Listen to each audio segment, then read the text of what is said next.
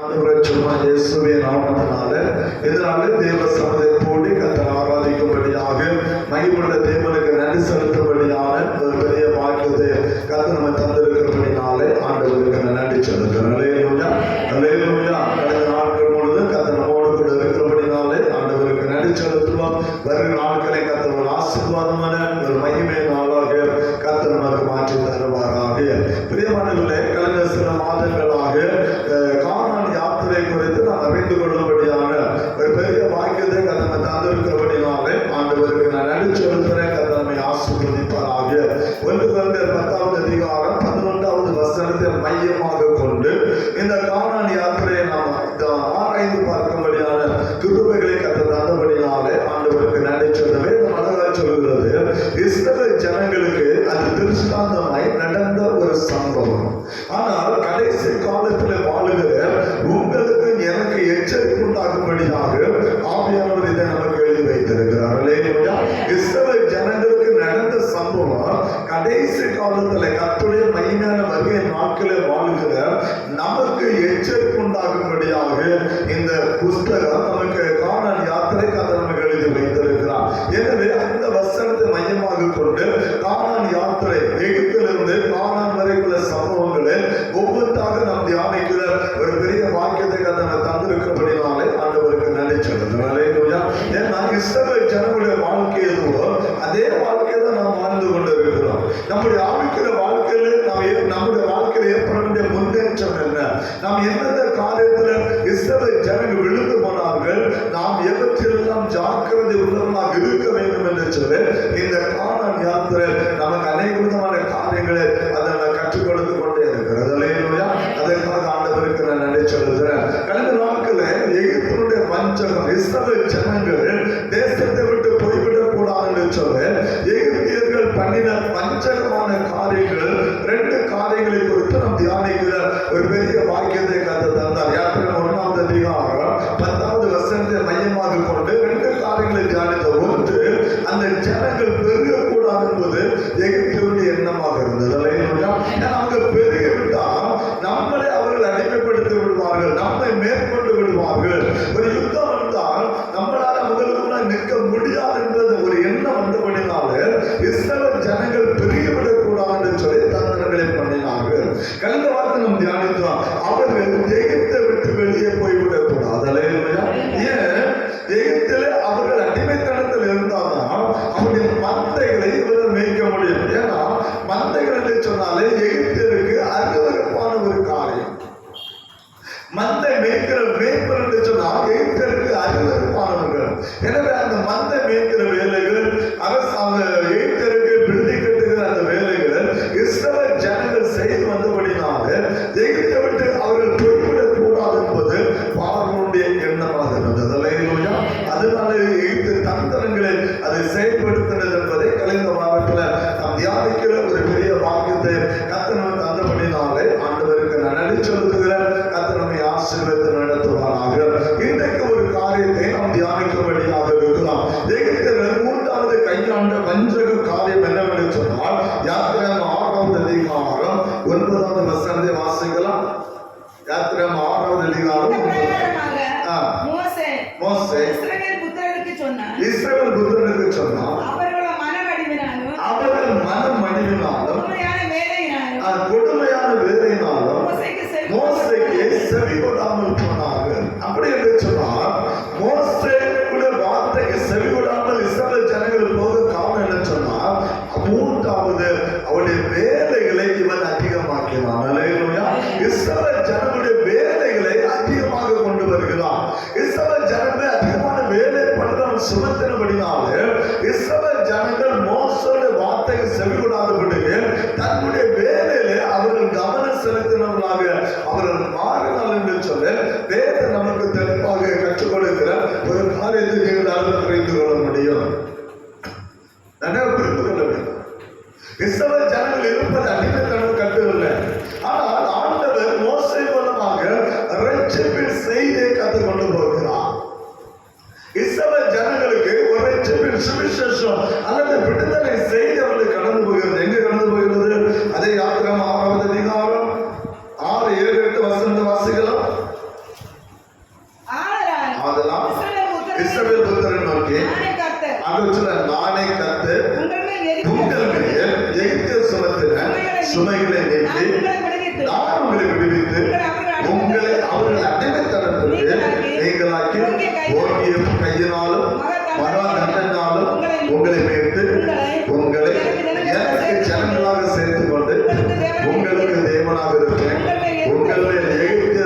சுமக்கிற சுமைகளை நீக்கி உங்களை விடுவிக்கிற உங்கள் தேவனாய் கர்த்தர் நான் என்று அறிவீர்கள். ஆபிரகாமுக்கும் ஈசாக்குக்கும் யாக்கோபுக்கும் கொடுப்பேன் என்று ஆணையிட்ட தேசத்திலே உங்களை கொண்டு போய் அதை உங்களுக்கு சுதந்திரமாக கொடுப்பேன். நான் கர்த்தர் என்று அவர்களுக்கு சொல் என்றான். அல்லேலூயா. ஒரு ரட்சிப்பின் செய்தி வருகிறது. அடிமைத்தனத்திற்குரிய ஜனங்களை கர்த்தர் விடுவிப்பேன் என்று சொல்லி கர்த்தர் வாக்கு கொடுக்கிறார். சொன்னது உங்களை சுமத்தின சுமைகளை நீக்கி உங்களை விடுவித்து உங்களை அடிமைத்தனத்துக்கு நீங்களாக்கி ஓங்கிய கையினாலும் மரண தண்டனையால் உங்களை நான் மீட்டெடுப்பேன். அந்த ஒரு ரட்சிப்பின் சுவிசேஷம் கடந்து வருகிறது. ஆண்டவர் சொல்லுகிறார், எகிப்தின் அடிமைத்தனத்தை நான் விடுவிப்பேன். எகிப்தில் உங்களை சுமத்தின சுமைகளை நான் மாற்றுவேன். பெரிய ஒரு தண்டனை எகிப்திற்கு நான் கொடுத்து ஓங்கிய புயத்தினால் நம்மளை மீட்டெடுத்து வெளியே கொண்டு வருவேன் சொன்ன மாத்திரமல்ல, அடுத்த வருஷம் சொன்னாரு, உங்களை கொண்டு வர்றதில்லை, உங்களை என் ஜனமாக நான் சேர்த்துக் கொண்டு உங்களுக்கு நான் தேவனாக இருப்பேன். அல்லேலூயா. அதுதான் கர்த்தர் சொல்ல, உங்களை என் ஜனமாக நான் சேர்த்துக் கொள்வேன், உங்களுக்கு நான் தேவனாக இருப்பேன் என்று சொல்ல மாத்திரமல்ல, எல்லா சுமைகளை நீக்கி உங்களை விடுவித்து நான் உங்களை நடத்துவேன், எங்கள் சமாதானம் உள்ளவர்களாக இருப்பேன் என்பது கர்த்தருடைய வார்த்தையாக இருந்தது. அல்லேலூயா. அதுதான் ரட்சிப்பின் சுவிசேஷம். பிரியமானவர்களே, புதிய ஏற்பாட்டில் மட்டும் ரட்சிப்பின் சுவிசேஷம் அல்ல, ஆண்டவர் இஸ்ரவேல் ஜனங்களுக்கு ரட்சிப்பின் சுவிசேஷத்தை கர்த்தர் அனுப்புகிறார். நான் உங்களை விடுவிப்பேன், உங்களை மத்தியில் எல்லா அடிமைத்தன நுகத்தை நான் முறியடிப்பேன், உங்களை கட்டில் நான் விடுதலை வெளியே கொண்டு வருவேன், உங்கள் மேல் எகிப்திய சுமத்தின சகல சுமைகளை நான் மாற்றுவேன். மாத்திரல்ல, அது சொல்லாரு, உங்களை என் ஜனமாக நான் சேர்த்துக் கொண்டு உங்களுக்கு தேவனாக இருப்பேன். அல்லேலூயா. உங்களை நான் சேர்த்துக் கொள்ள, உங்களை தனியே விட்டுற மாட்டேன், மீட்டெடுத்து வரதில்ல, உங்களை நான் விட்டுற மாட்டேன், யார் கூட நான் சேர்த்துக் கொள்வேன், உங்களுக்கு நான் தேவனாக இருப்பேன் என்று கர்த்தர் வாக்கு கொடுத்தார். அதன்படியே பிரியமானவர்களே, 40 ஆண்டுகள் கானான் தேசம் வரும் வரையிலும் கர்த்தர் ஒருவரே அந்த ஜனத்தோடு கூட அந்த ஜனத்தை நடத்தினார். அல்லேலூயா. கர்த்தர் பகலில் மேகஸ்தம்பமாக இரவில் அக்னிஸ்தம்பம் அந்த ஜனத்து பரலோகத்தில் இருந்தாரோ இல்லையோ, அந்த ஜனத்தோடு கூட தேவன் இருந்தார். அல்லேலூயா. அந்த ஜனத்தை நடத்தினார், அந்த ஜனத்தை பாதுகாத்தார். பிரியமானவர்களே, ஆண்டவர் 7 ஜாதிகளை முறியடித்தார், 39 ராஜாக்களை முறியடித்து கர்த்தர் கானான் தேசத்தை அந்த ஜனத்தை கர்த்தர் கொடுத்தார். எத்தனை ஜாதி? 7 ஜாதி முறியடிச்சார். 7 ஜாதி இஸ்ரவேல் ஜனங்கள் பெருத்த ஜாதி. 39 ராஜாக்களை கர்த்தர் முறியடித்தார். முறியடிச்சுதான் கர்த்தர் கானான் தேசத்துடைய ஜனத்தை கர்த்தர் கொடுத்தார். அல்லேலூயா. கர்த்தர் கூட இருந்தார், கர்த்தர் நடத்தினார். 7 ஜாதியும் 39 ராஜாக்கள் யோசுவாவின் புஸ்தகத்தில் வரும்போது நீங்க பார்க்க முடியும். யோசுவாவின் புஸ்தகத்துல நீங்க வருவீங்கன்னு சொன்னா, யோசுவா 8வது அதிகாரத்தில் இங்க வரும்போது வேதம் அதை நமக்கு தெளிவாக காண்பித்து கொடுத்து நீங்க நான் வரணும். யோசுவாவின் புஸ்தகத்தை திருப்பிக் கொள்ளலாம்.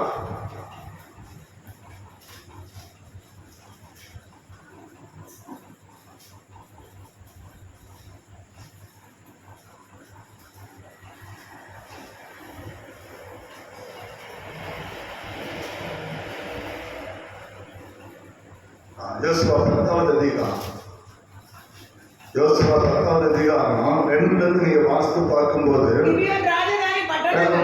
வாஸ்து வீட்டை வச்சு பாருங்க. கர்த்தர் ஒவ்வொன்றையும் கர்த்தர் முறியடிக்கிற ஒவ்வொரு காரியங்களையும் நீங்க அறிந்து கொள்ள முடியும். அது தெளிவா பார்க்கணும். நான் யோசுவா 12வது அதிகாரம் 8வது வசனத்திலிருந்து 24 வரை வசனத்தை படிச்சு பார்க்கும்போது நீங்க அறிந்து கொள்ள முடியும். தெளிவாக எழுதப்பட்டிருக்கிறது. கர்த்தர் 7 ஜாதிகளை 39 ராஜாக்களை முறியடித்து கானான் தேசத்தை நம்முடைய ஜனத்துக்கு கர்த்தர் கொடுத்தார். அந்த ஜனத்தோடு கர்த்தர் இருந்தார். இந்த ரட்சிப்பின் சுவிசேஷம் அந்த ஜனங்களுக்கு மோசேயால் அறிவிக்கப்பட்டது. அல்லேலூயா. இந்த ரட்சிப்பின் சுவிசேஷம் அந்த ஜனங்களுக்கு அறிவிக்கப்பட்டது. ஆனா நடந்த சம்பவம் என்ன? அடுத்த வசனம் யாத்திரை 6:9 சொல்லுவாங்க, இவைகளை மோசே அவர்களுக்கு சொன்ன போது மக்கள் என்ன செய்தாங்க? இந்த மோசே இஸ்ரவேலுக்கு சொன்னா, அவர்கள் மனமடிவினாலும் கொடுமையான வேலைனாலும் மோசே என்ன செய்யல? அந்த சுவிசேஷத்துக்கு அவங்க செவி கொடுக்கல. மோசே மூலமா அறிவிக்கப்பட்ட கர்த்தருடைய வார்த்தைக்கு அவர்கள் செவி கொடாமல் போனார்கள் என்று சொல்லி கர்த்தர் வேதம் நமக்கு காண்பித்துக் கொடுக்க நீங்கள்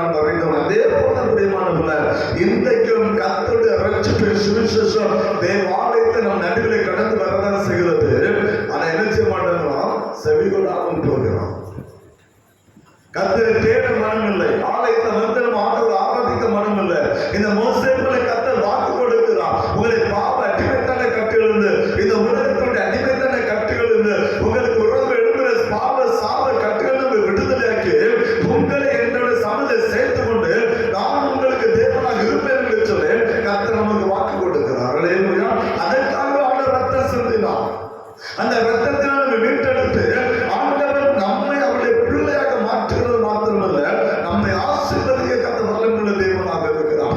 இந்த சிலுவையை பற்றிய உபதேசம் இன்னைக்கு உலகம் முழுவதும் அதை கடந்து போய் கொண்டுதான் இருக்கிறது.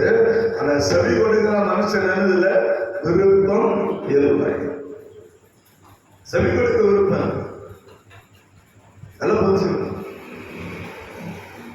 ஞாயிற்றுக்கிழமை ஏன்னா வேலை கூட அதனுடைய சாத்தனுடைய தந்திரம் அதுதான். அவள் பயப்பட்டான். அவள் என்ன செய்தான், பயந்தான். என்ன பயம் தெரியுமா, சர்ப்பமானது ஏவாளை தந்திரமாய் வஞ்சித்தது போல நீங்களும் கிறிஸ்துவனுடைய உண்மையிலிருந்து விலக்கப்பட்டு விடுவீர்களோ என்று சொல்லி நாம் பயப்படுகிறேன் சொல்லி அவன் தெளிவான ஒரு காரியத்தை அவன் வெளிப்படுத்த நீங்களாலும் மறைந்து கொள்ள முடியும். ஆனால் அவன் தந்திரஸ்தான். சாத்தான் மிகப்பெரிய ஒரு தந்திரசாலி என்பதை நீங்களால் மறந்து விடக்கூடாது. வாசிக்கலாம் 2 கொரிந்தியர் 11வது அதிகாரம் 3வது வசனம். 2 கொரிந்தியர் 11வது அதிகாரம் 3வது வசனம் சொல்லுகிறது, ஆகிலும் சர்ப்பமானது அவனை சொல்ற சர்ப்பமானது அவனுடைய தந்திரத்தினால ஏவாளை வஞ்சித்தது போல உங்கள் மனதும் கிறிஸ்துவை பற்றிய உண்மை நின்று விலகும்படி கெடுக்கப்பட்டு விடுமோ என்று பயந்து இருக்கிறேன். சபைக்கு எழுதுறான், ஏவாளை அவன் தந்திரமாய் வஞ்சித்தது போல உங்கள் மனதும் கிறிஸ்துவனுடைய உண்மை என்று விலக்கப்பட்டு விடுமோ என்று சொன்ன பயப்பட எழுதுறான். ஏன்னா அவன் தந்திரம் உள்ளவன். இந்த ரட்சிப்பின் சுவிசேஷத்தை கேட்க அவன் நம்முடைய செவியை அவன் சாய்க்க விட மாட்டான். இந்த ரட்சிப்பின் சுவிசேஷத்தை கேட்க ஆலயத்து வருவதற்கு அவன் நம்மை ஒரு நாள் அவன் விடுவதே இல்லை. ஏதோ ஒரு காரணம் நினைச்சிருப்பான், அவன் காட்டிட்டே இருப்பான். வேலை புரிஞ்சுக்கணும். ஞாயிற்றுக்கிழமை தான் என்னது வேலை, ஞாயிற்றுக்கிழமை எங்க போவோம், வெறும் விட்டு போவோம்.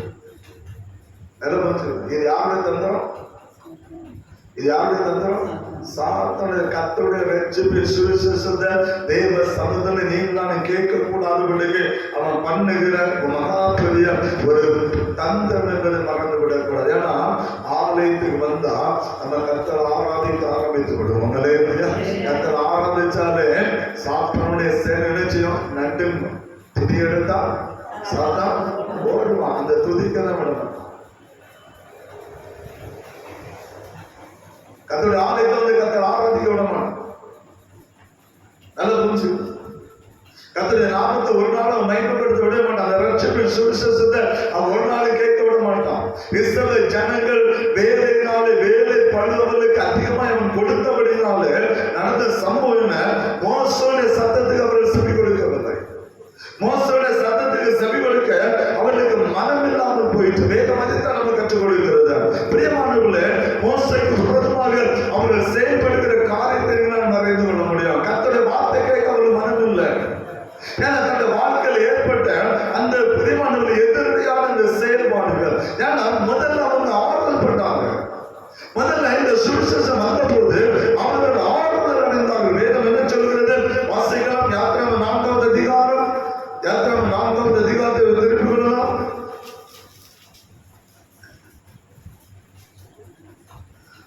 நான்காவது அதிகாரம் 30-37 வசனத்தை வாசிக்கலாம். கர்த்தர் மோசேக்கு சொல்லிய சகல வார்த்தைகளையும் ஆரோன் சொல்லி ஜனங்களின் கண்களுக்கு முன்பாக அந்த அடையாளங்களை செய்தான். ஜனங்கள் ஆண்டவரை விசுவாசித்தார்கள். கர்த்தர் இஸ்ரவேல் புத்திரரை சந்தித்தார் என்றும் அவர்கள் படுகிற உபத்திரவங்களை கண்ணோக்கி பார்த்தார் என்றும் அவர்கள் கேட்டபோது தலை குனிந்து தேவனை தொழுது கொண்டார்கள். ஏன்னா இப்ப வேலைப்பாடு அதிகமாக்கல, இஸ்ரவேல் ஜனங்கள் கடினமாய் நடத்தல. ஆனா கர்த்தரை விசுவாசித்தார்கள், அந்த வார்த்தையை நம்பினார்கள். ஆண்டவர் எபிரேயரின் தேவன் எங்களை சந்தித்தார் என்று சொல்லி மக்கள் முழுமையாக நம்பினார்கள். ஆண்டவரை தொழுது கொண்டார்கள். அல்லேலூயா. அதுதான் முதல் விசுவாசம். ஆண்டவருடைய வார்த்தையை ஏற்றுக்கொண்டார்கள்.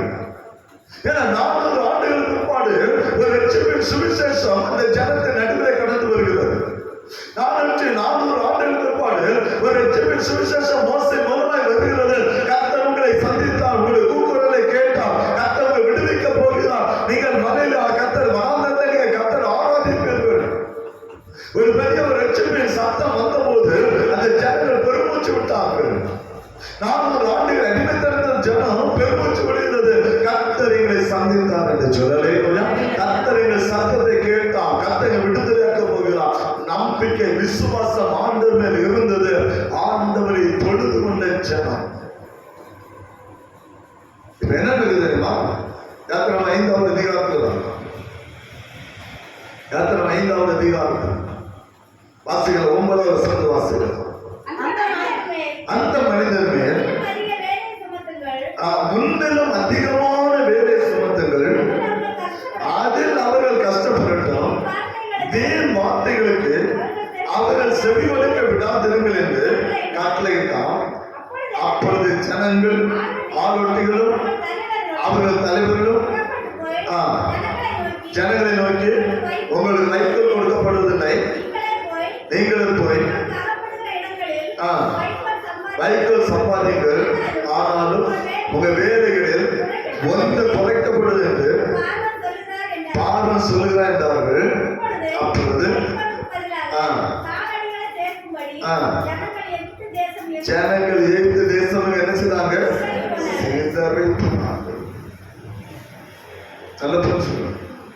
ஜனங்கள் எல்லாரும் இப்பொழுது சிதறி போகிறார்கள். ஏன்னா வேதம் சொல்லுகிறது, வீணான வார்த்தைகளை அவர் செவி கொடுக்க கூடாது. பார்வன் சொல்லுகிற அந்த வீணான வார்த்தை என்ன தெரியுமா?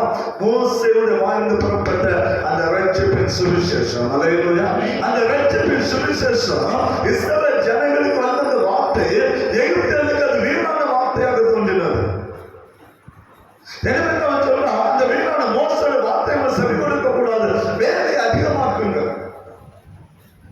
இஸ்ரவேல் ஜனங்களுடைய வேலை அதிகமாக்குங்கள். அவர்களை மிகவும் கொடுமையாக நடத்துங்கள். எதுவுமே அவர்களுக்கு கொடுக்க கூடாது.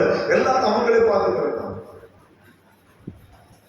எனவே தங்களுடைய தேவைகளுக்காக இஸ்ரவேல் ஜனங்கள் மோசேயுடைய வார்த்தைக்கு செவி கொடாதபடிக்கு அவர்கள் தேசமெங்கும் அவர்கள் சிதறி போனார்கள். அல்லேலூயா. தேசமெங்கும் அவர்கள் சிதறி போனது மாத்திரமல்ல, அந்த ஜனம் பிரியமானவர்களே, மோசே பார்த்து சொன்ன வார்த்தை என்ன தெரியுமா? 21, 22, 23 வசனத்தை வாசிக்கலாம்.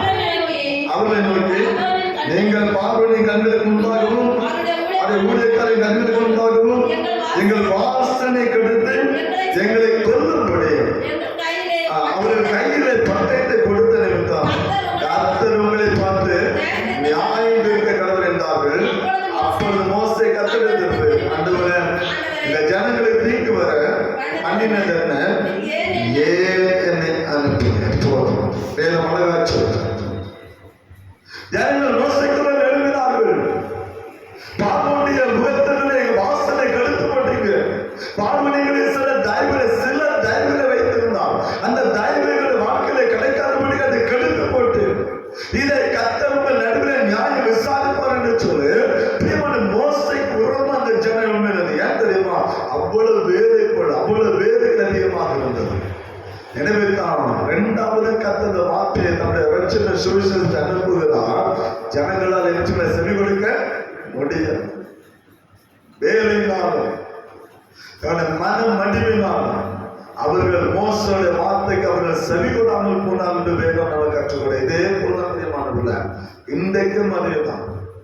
அவருடைய பாடுகள், கஷ்டங்கள், வேதனைக்கு ஒரு சின்ன விடுதலை கிடைச்சா போதும் இஸ்ரவேல் ஜன கர்த்தரை தொழுது கொண்டவங்க நினைச்ச கர்த்தரை ஆராதிக்க ஆரம்பிச்சிடும். ஏன்னா விடுதலை கிடைச்சிட்டு எதிர்பார்த்தது வந்துட்டு.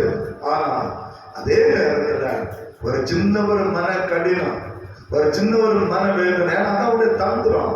அந்த சத்துரு விதைச்சுட்டான்னு சொன்னா ஆண்டவரோட என்ன செய்யணும்?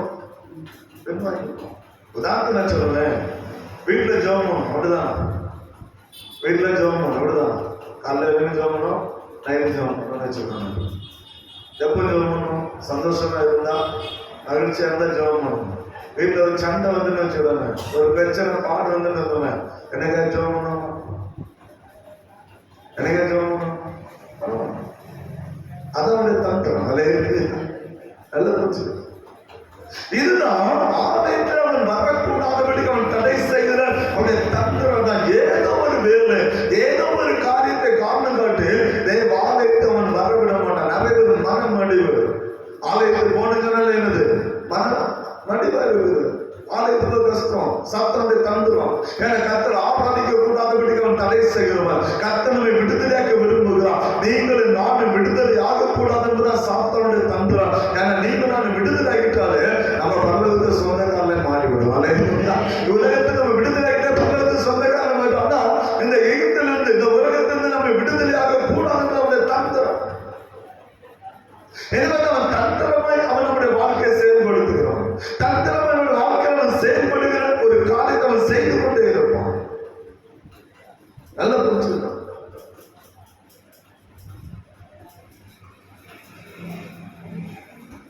நம்முடைய ஆலயத்துடைய நிலைமை, நம்முடைய வீட்டுடைய நிலைமை யோசித்துப்பாங்க. நம்ம பிள்ளைகளுடைய நிலைமை, நம்ம புருஷ அல்லது மனைவியுடைய நிலைமை யோசித்துப்பாங்க. கர்த்தருடைய ஆலயத்தை வாடகை நமக்கு மனம் பண்ணிடும். கர்த்தர் ஆராதிக்க மனம். ஏன்னா வந்துட்டாலும் விடுதலை உண்டாகும். தேவ சமூகம் என்ன உண்டாகும்? விடுதலை உண்டாகும். வர விட மாட்டோம். ஆனா ஆலயத்தை விட மாட்டாங்க, வெளியேந்து புறம்பிட்டு இருப்பாங்க. என்ன கஷ்டம் மாற மாட்டாங்க, வேதனை மாற மாட்டாங்க, கவலை மாற மாட்டாங்க. இது ஒண்ணுமே கிடைக்கல. எப்படி கிடைக்கும்? ஆலயத்துக்கு வராம, ஆண்டவரை தேடி வராம எப்படின்னா கிடைக்கும்? அந்த வார்த்தை செய்தில ஒரு வார்த்தை பயன்படுத்தினார். எத்தனை நீங்க ஞாபகம் வச்சுன்னு தெரியும். நம்ம டேனியலியா கடந்த இரவு பிரேயர்ல மெசேஜ்ல ஒரு வார்த்தை பயன்படுத்தினார். மாட்டுக்கு கூட அறிவு உண்டு, மனுஷனுக்கு அறிவு. மிருகத்துக்கு கூட அறிவு இருக்குது. அது எங்க நினைச்சாலும் வீடு வந்து என்ன செய்யும்? சேரும். ஆனா மனுஷனு தேவாலயத்தை வர அவனுக்கு என்ன இல்லை? மனம் இல்லை. ஊதாரித்தனமா தெரு சுத்தி கிடக்கான் மனுஷன். தெருவில் குட்டி குட்டி பேரு தெருவில் புரண்டு கிடக்கான். தெரு புரண்டு கிடக்கான். கர்த்தருடைய ஆலயத்தில் வந்து கர்த்தர் ஆராதிக்க மனம் இல்லை. சத்துருடைய வஞ்சக வலையில விழுந்து இன்னைக்கு பாவமான செயலுக்குள்ள இன்னைக்கு விழுந்து விழுந்துட்டு இன்னைக்கு அவங்க வாழ்க்கை வரணும். ஒரு ஆசீர்வாதம் இல்லை. ரொம்ப கஷ்டப்படுறேன், ரொம்ப வேதனைப்படுகிறேன். எப்படி மாறும்? ஆலயத்தை வருது. ஜனகத்தை சொன்னார் இல்லையா, உங்களை எல்லாத்தையும் மாற்றுவேன் சொன்னார் இல்லையா, எல்லாத்தையும் மாற்றுவேன். உங்களை விடுவிப்பேன், எகிப்தினுடைய சுமைகளை மாற்றுவேன், அங்க பட்ட கஷ்டங்களை மாற்றுவேன், எல்லாத்தையும் மாற்றுவேன். ஓங்கிய கைதான் உங்களை புறப்பட பண்ணுவேன். உங்களை ஜனமா சேர்த்தவுடன் நான் மட்டும்தான் உங்களை தேவனை நடத்துவேன் கதை சொன்னார் இல்லையா. அந்த ரட்சிப்பின் சுவிசேஷத்தை அந்த வேலை நிமித்தமாக ஜனங்கள் கேட்க கூடாமல் போனார்கள். அதே போல இன்றைக்கு நம்முடைய வாழ்க்கை. கர்த்தர் ஆலயம் என்று சொன்னாலே எனக்கு அநேகர் மன கசப்பு. நண்பர்களோடு சேர்ந்து என்ன ஆசீர்வாதம் பெற்றுக்கொண்டோம், என்ன காரியத்தை பெற்றுக்கொண்டோம்? வேதம் கற்றுக் கொடுக்கிற காரியம் அந்த இஸ்ரவேல் ஜனங்களுடைய வாழ்க்கைக்கு நம்முடைய வாழ்க்கையோட வித்தியாசம் இல்லை. சொல்ல முடியுமா? அன்றைய ஜனங்கள் வாழ்ந்த வாழ்க்கைக்கு நமக்குள்ள வித்தியாசம் இல்லை. அன்றைக்கு மோசே ரட்சகனாக செயல்பட்டாரு. ஆண்டவர் பகவத்துடைய செய்தியை கொண்டு வந்தாரு. அந்த ஜனங்கள் கேட்க கூடாமல் போனது போல இன்னைக்கு கர்த்தருடைய ஊழியக்காரன் மூலமா வேதத்திலிருந்து சொல்லப்படுற வார்த்தையை நீ கேட்க கூடாது. சத்துருவன் எவ்வளவு வஞ்சகமா செயல்பட்டு கொண்டிருக்கிறான்.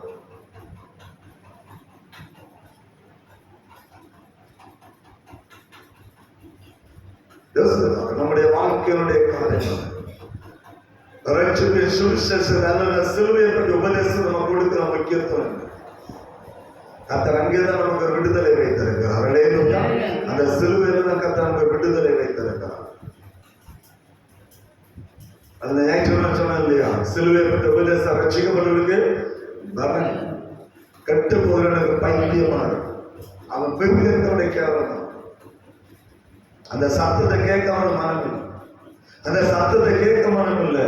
ஆனா நண்பர்கள் தேவையில்லாத காரியங்கள் பேசுறது மட்டும் இனிப்பா கேட்பான். நம்முடைய வாழ்க்கையை கர்த்தர் நம்ம எதற்காக அழைத்து வைத்திருக்கிறார்?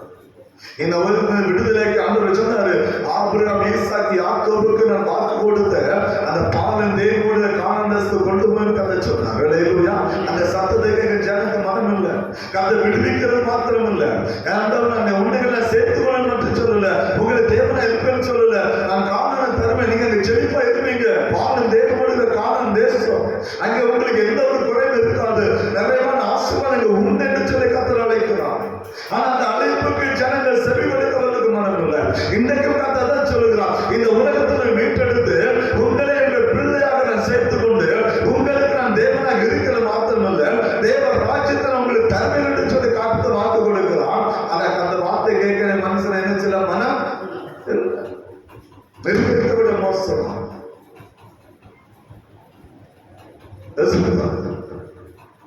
நம்முடைய வாழ்க்கை ஆதாம் ஏவாள் பாவம் செய்வதற்கு முன்பதாக குறைந்த பிரயாசம் நிறைவான ஆசீர்வாதம்.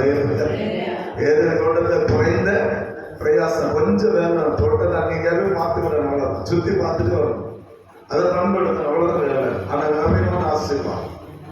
வேற பூமியில் என்ன செய்யல, சுத்தம் வேறவன என்னன்னு தெரியாது. அந்த வியாபாரம் ஏற்பாடு கஷ்டம்னு என்னன்னு தெரியாது.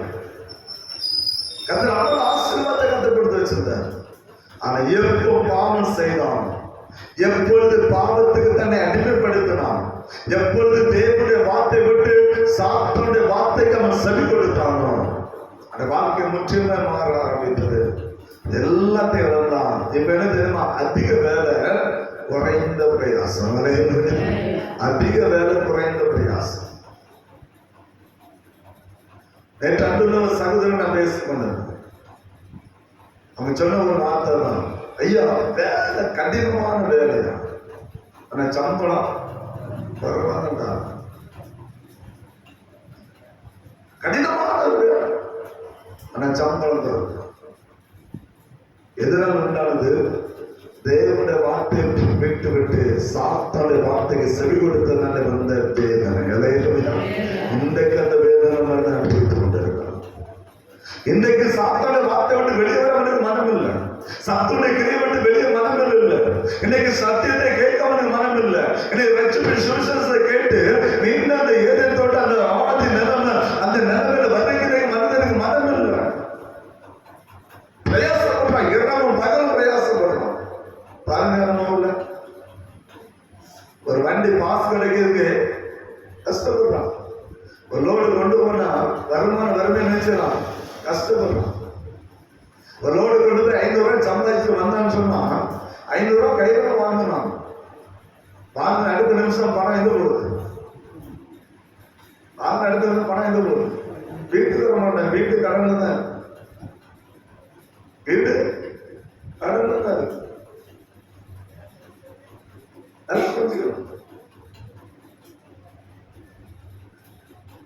கடினமான வேலை, உழைப்பு கொஞ்சம், அந்த உழைப்பையும் வீணாக்கி கொண்டிருக்கிறார்கள்.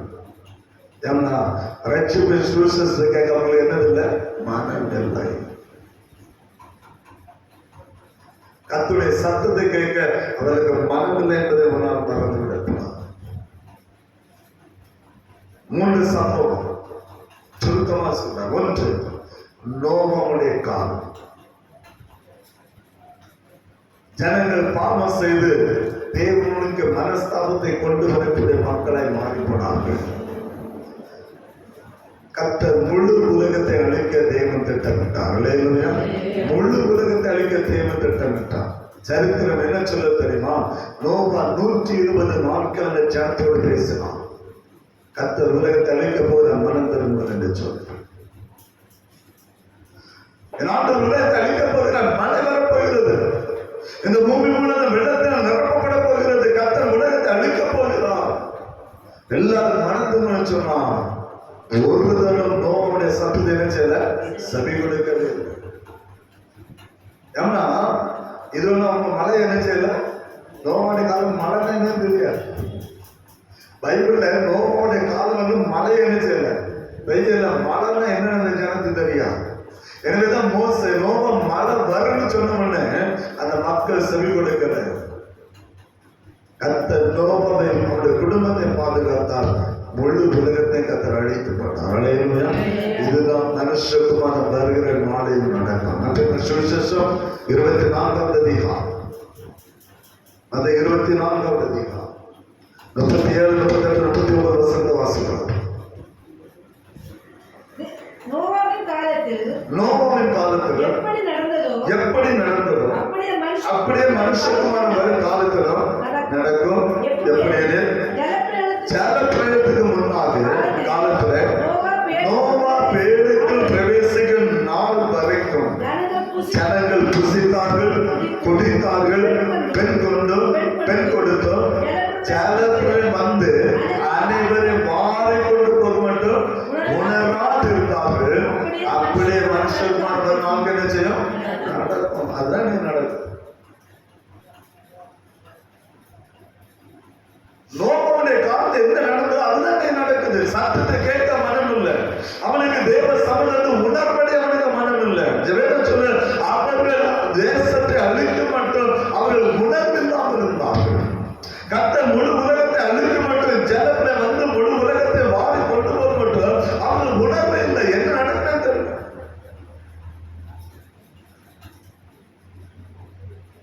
கடைசி காலத்தை கர்த்தர் எழுதி வைத்திருக்கிறார். இரண்டாவது லோத்துடைய காலம். லோத்துடைய காலத்தை நீங்க பார்த்தீங்கன்னா ஆதியாகமத்தின் புத்தகம் 19வது அதிகாரத்தில் வரும்போது ஆண்டவர் இங்க ஒரு காரியத்தை தெளிவாக சொல்றார். ஆதியாகமம் 19வது அதிகாரத்தில் வரும்போது வேதம் என்ன சொல்லுகிறது? 12, 13 வசனத்தை வாசிக்கலாம். பின்பந்த புருஷர் லோத்தை நோக்கி, இவ்விடத்தில் இன்னும் உனக்கு யார் இருக்கிறார்கள்?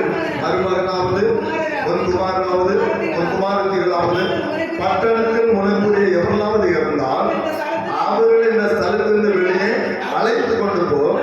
நாங்கள் இந்த ஸ்தலத்தை அழிக்க போகிறோம். இவர்கள் கூக்குரல் கர்த்தருடைய சந்நிதியில் பெரிதா இருக்கிறது. இதை அழிக்க கர்த்தர் எங்களை அனுப்பினார் என்றார். நல்ல புரிஞ்சுக்கணும். சோதர் குமாரனை கர்த்தர் அழிக்கும்படியாக ஆண்டவர் தூதர்களை அனுப்புகிறார். இப்ப சோதகுமார பட்டணம் அழிவுக்கு நேராக இருக்கிறது. ஆனால் அந்த தூதர்கள் லோத்தை பார்த்து சொல்றாங்க, இந்த பட்டணத்தில் உனக்கு உரியவர்கள் யாராக இருந்தாலும் சரி, உன் மருமகனா இருந்தாலும் சரி, உன் குமாரனா இருந்தாலும் சரி, உன் குமார்த்தியா இருந்தாலும் சரி, இல்ல உன்னை சார்ந்தவ யாரா இருந்தாலும் சரி, வெளியே கொண்டு போயிருக்க. ஒரு சுவிசேஷம் வருகிறது. உனக்கு யாரும் வேணுமோ கொண்டு போயிருக்கு. நாங்க அழிக்க போறோம். தேவனத்தின் கட்டளை பெற்று நாம் வந்திருக்கிறோம். இதை அழிக்க போகிறோம். அதே போலதான் லோத்து அங்கு அறிவிக்கிறான். 4வது வசனத்தை வாசிக்கலாம். அப்பொழுது லோத்து புறப்பட்டு தன் குமாரத்திகளை விவாகம் பண்ண போகிறார். தன் மருமக்கள் மாரோடு பேசி, நீங்கள் எழுந்து இந்த ஸ்தலத்தை விட்டு புறப்படுங்கள். கர்த்தர் இந்த பட்டணத்தை அழிக்கப் போகிறான் என்றால் அவனுடைய மருமக்கள் மார்களின் பார்வைக்கு அவன் பரியாசம் அணுகிறதாக பாருங்க. தூதர் அழகா சொல்றாங்க, உனக்கு யாரெல்லாம் உண்டாங்க வெளியே கொண்டு போயிரு, நாங்க அழிக்க போறோம். ஒரு பாதுகாப்பு. அது யாரும் சரி, உன் மருமக்கமா இருந்தாலும் சரி, உன் குமாரா இருந்தாலும் சரி, உன் குமாரத்தியா இருந்தாலும் சரி, உனக்கு உன்னை சார்ந்தவங்க யாரும் சரி, பட்டணத்தை வெளியே கொண்டு போய் நாங்க அழிக்க போகிறோம். கட்டளை வருகிறது. லோத்தனை தன் மருமக்கமான சொல்லுகிறார், கர்த்தர் அழிக்க போகிறார்.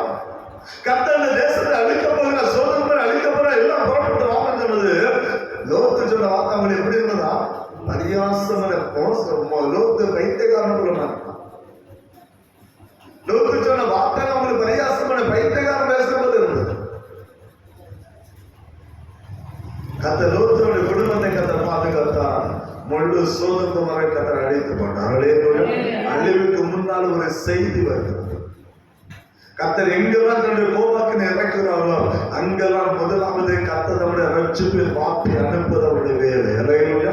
இன்றைக்கு தான் கர்த்தர் வரப்போகிறார். கர்த்தர் வரப்போகிறார். ஆண்டுடைய அந்த ரட்சிப்பின் சுவிசேஷம் எல்லாருமே பிரசிக்கப்பட்டுக் கொண்டு இருக்கிறது. ஆனா சிலருக்கு அது பைத்தியக்காரனை போல தோன்றுகிறது.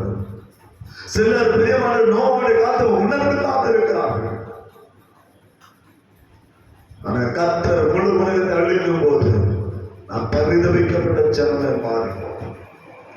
சுவிசேஷ கேட்க மனம் இல்லை. கர்த்தர் விடுதலை போகிற வார்த்தை வருகிறது, கேட்க மனம் இல்லை. வயலுக்கு நம்ம என்ன சாதிக்கும்? மக்கள் தான் வாழையில விதைக்கப்பட்ட வார்த்தை பைத்தியக்காரன் விதைக்கிற வார்த்தை முறை மாறி போயிட்டு கோயிலுக்கார மனம் இல்லை. அங்க போய் அதை கேட்கணுமா? கேட்டு பிரச்சனை. ஒரு நாள் சேலத்துல வந்து பாடிக்கொண்டு போகணும். அதே ஒருவர் தப்ப முடியாது. ஒரு நாள் சோதனமான அக்கினி கண்ணம் இருக்கிற அக்கினி இறங்கின போது ஒரு நாள் தேசத்துல இறங்கி வரும். அதில் மகிமையான வருகை நாட்கள் ஒருவரும் தப்பி போக முடியாது. அதான் வேதம் சொல்லுவது, மனிதன் உலகம் முழுவதும் ஆதாயப்படுத்திக் கொண்டாலும் தன் ஜீவனை நஷ்டப்பட்ட ஒருவரும் லாபமும் கிடையாது. என்ன தந்திரம் பண்ணாலும் என்ன குறிக்கொண்ட சம்பாதனம் சார், என்ன வேலைகள் அதிகமாக அத்தனை ஆலயத்தை இது பண்ணி சம்பாத்தியத்தை பிடிக்கிறாங்க சார், ஜீவ நஷ்டப்பட்டு போமானால் ஒரு பிரச்சனை கிடையாது. இன்றைக்கு ஜீவன் எடுபட்டு போமானால் நான் சேர்த்து வைத்தது யாருடையதான்?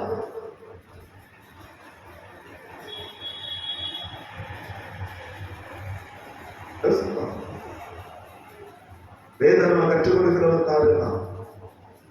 எகிப்துல தந்திரமே வேலைப்படும் நினைச்சுமா அதிகமாக்கி கர்த்தரை வார்த்தை கேட்க கூடாமல் நம்மை மனமடிவாக்குதான் இன்றைக்கு நம்ம கற்றுக்கொண்டு இருக்காது. ஆனா மூணாவது ஒரு மனுஷன் யோனா போறான், நினைவுக்கு போறான், அறிவிக்கிறான் கர்த்தர் 40 நாளை நினைவு அழைக்க போகிறான். அழிவுக்கு நாளை கர்த்தரை வார்த்தை வருகிறது, ரட்சிப்பின் வார்த்தை. 40 நாளை கர்த்தர் நினைவை அழைக்கப்பட போகிறான். அந்த வேதம் என்ன சொல்ல தெரியுமா? நினைவை பட்டத மனம் தெரியும். எங்க வீட்டுல போய் யோனா 3ஆவது அதிகாரத்தை நீங்க படிச்சு பார்த்தீங்கன்னா நினைவை பட்டத மனம் திரும்பினார்கள். யோனாவுடைய சத்தத்துக்கு அவர்கள் செவி கொடுத்தார்கள். 3ஆவது அதிகாரம் கடைசி வசனம் என்ன சொல்ல வாசிக்கலாம்? அவர்கள் தங்கள் பொருளாதார விளைவிட்டு திரும்பினார்கள் என்று தேவன் அவருடைய கிரியைகளை பார்த்து நான் அவர்களுக்கு செய்வேன் என்று சொல்லி தீங்கை குறித்து மனஸ்தாபப்பட்டு அதை செய்யாதே தெரியுமா? அந்த சத்தத்துக்கு என்ன செய்தாங்க? செவி கொடுத்தாங்க. யோனாவின் வந்து வார்த்தைக்கு செவி கொடுத்தார்கள். கர்த்தருக்கு பயந்தார்கள். முழு தேசமும் ஆண்டவருக்கு பயந்தாங்க. உபவாசம் என்று காத்து இருந்தது. கர்த்தர் தேசத்தை அழித்து விடக்கூடாது. கர்த்தருடைய கிரியைகளை கண்டார்.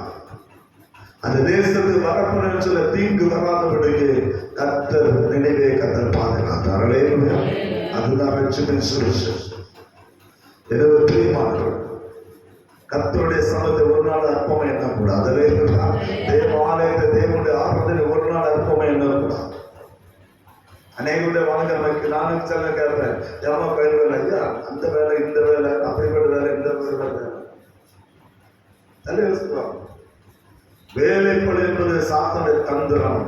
கர்த்தர் ஆராதித்தால் எல்லாவற்றையும் விடுதலையாக்கி நம்மை நடத்துவது தேவருக்கு. நமக்கு என்ன வேணும் என்பது யோசிக்கலாம். கர்த்தர் நமக்காக வைத்திருக்கிற ஆசீர்வாதம் வேணுமா அல்லது உலகத்தோட அடிமைத்தனம் நமக்கு வேணுமா? கர்த்தர் அடிமைத்தந்து விடுதலைக்கு கொண்டு கர்த்தர் விரும்புகிறான். சாத்தனுடைய தந்திரத்தை விழுந்து சொன்னான், ஒரு நாள் விடுதலையாக முடியாது. ஆனா நான் சொன்னேன், எகிப்து விட்டு வெளியே போனாலும் காணான். வெளியே வரலன்னா காண நினைச்சுட்டு பார்க்க முடியாது. வெளியே வரணும், எகிப்து விட்டு வெளியே வரணும், உலகத்தை விட்டு வெளியே வரணும். அப்பதான் காணான்னு யோசிச்சு பார்க்க முடியும். உலகத்தை விட்டு வெளியே வந்தாலும் தமிழகத்தை பார்க்க முடியும். எனவே பிரியமானது அவனுடைய 3ஆவது தந்திரம் வேலைப்படுவை அதிகமாக்குற தந்திரம்.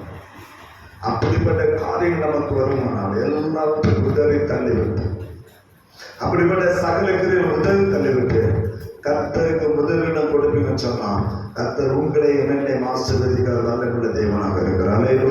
நம்மை மேன்மைப்படுத்த கர்த்தர் வல்லமையுள்ள தேவனாக இருக்கிறார். அப்படிப்பட்ட கிருபை கர்த்தர் நமக்கு தரும்படியாக அவருடைய சபத்தை அர்ப்பணித்து கொண்டு சொல்லலாம். கர்த்தர் அவரை ஆசீர்வதித்து நடத்துவாராக.